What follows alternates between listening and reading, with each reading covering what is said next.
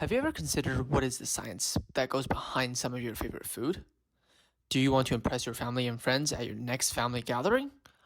Well, look no further since this video is going to explore the science behind some of the most popular foods in the world, but also giving you a suggestion in creating the perfect meal to surprise your family and friends.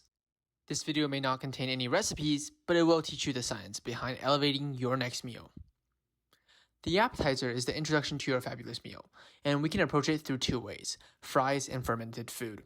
Making fries is not as intuitive as you may think. Potatoes have starch inside of them, which are not soluble in water.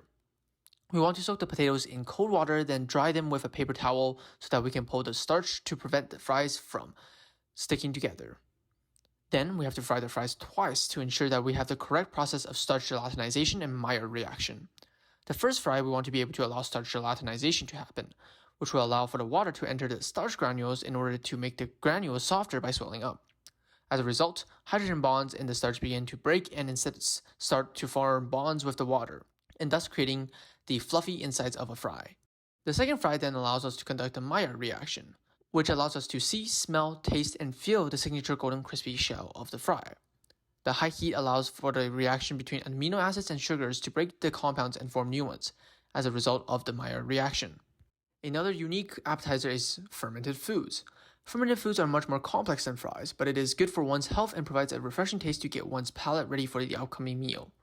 Chemically, the fermentation process is one that converts molecules into gases, acids, or alcohols when there is a lack of oxygen through metabolic means.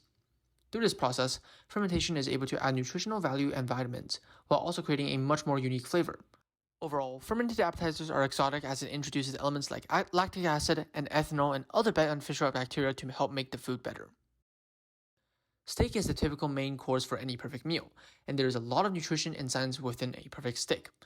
To make a juicy steak, we need to understand the steak is made up of myoglobin, which is responsible for the steak's red color and is often mixed with water in the form of what people usually call blood. At the same time, the steak's grains consist of two proteins, myosin and actin.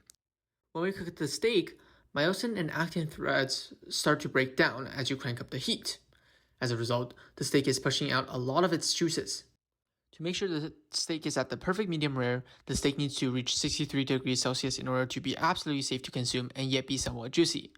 To round the beef altogether, we must let it rest so the moisture can go back into the steak and make it super juicy, making the perfect main course. Finally, we have our dessert. For dessert, we can serve something grand like a cake or something casual like a cookie. Regardless, you need to understand the difference between fats and oils.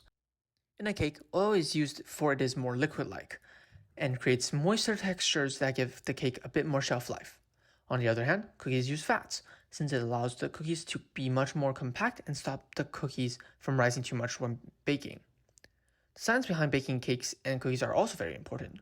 In the case of cakes, beating the eggs allows the aeration of the dough to create a fluffy cake, but also it is important to not overmix the dough and other ingredients for the cake to ensure the cake does not sink due to too much air escaping the dough. As for cookies, the science is much more different. While we want to cream the butter so the cookie puffs up, we also want to chill the dough to ensure the butter in the dough slowly melts and therefore allows the cookie to spread more evenly. Hopefully you have gotten some inspiration from this video.